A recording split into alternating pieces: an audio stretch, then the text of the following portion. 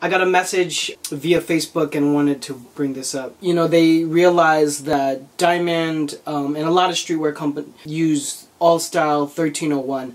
That's industry standard for especially core companies like Core Skate and a lot of urban. For example, at Arisu, 1301 was our kind of go-to blank. He went on from the conversation and said he wanted to develop his own cut and sew blanks, meaning he wanted to assemble the blanks together. For example, like find a vendor in Los Angeles that will cut and sew the cotton jersey and put it together and assemble your own custom blanks. There's actually quite a few places that do that. So I have a few things to say. I wanted to make a video about this. Number one, I did a video a while ago, I'll do a link to it right here, where I said you should definitely start with t-shirts. Now if you're not established, I highly recommend that you hold off on a lot of cut and sew unless the introduction of your brand is accessory based. For example, you're doing an eyewear company, you're doing sunglasses, or you want to do like, you know, men's wallets. That's like you know, you want to kind of fill into that Nixon category and do everything that's not apparel. Then obviously you have to start with a vendor that creates the accessories. So that's a whole nother conversation.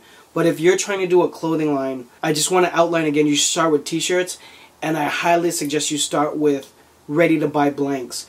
And there's a lot of options. Obviously, everyone knows about American Apparel. There's Next Level, which I personally like. Alternative Apparel. There's a lot of, you know, feel free to list on the thread blank companies that you like or that I'm not mentioning, but Style Apparel 1301 is kind of a good standard. It's cost efficient. It's one that everybody uses kind of for their standard tee, unless they're doing tiers in their program where they're offering nicer tees. I feel like this group might be jumping the gun in terms of doing a cut and sew blank. Now, if you want to aim your company at a more sophisticated demographic rather than a teenage kind of streetwear demo, and you really want to get like a refined knit shirt out there, I say go ahead and do it.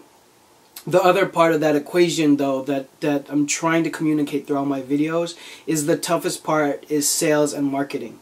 And I'm really more talking about sales because I believe marketing and sales can't occur without each other. So you have to have some sort of base of sales where marketing can then work off of, because they chase each other. So the two happen, you know, at the same time. But my point of the whole video is establish sales. Get your due diligence to figure out what retail you're going to be in before you do cut and sew tees. Now you can do it if you want. I'm not saying don't do it. I'm just saying what I recommend, because the process alone for screen printing tees is gonna be very telling about the processes moving forward, much less doing custom created product. And again, I'm gonna do a series on t-shirts. I own a screen printing company now. I could speak in depth about that process. Again, what I said in my earlier video is I really like that process though, because it runs you through the paces of what it's like to order product, forecast the design for the product, house the product, distribute the product, you know, all those sorts of things. And so when you jump right into cut and sew blanks, it's going to be a higher cost product. There's going to be a lot more legwork involved, and I just don't know if you would be ready for the results. Like, I think it's important to take one step at a time.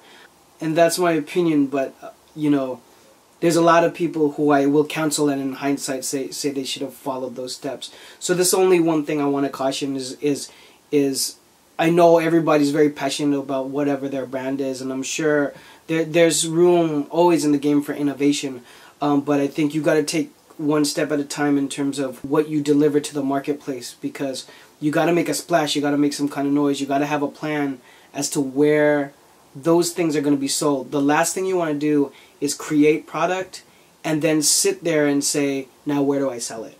You got to answer that question first.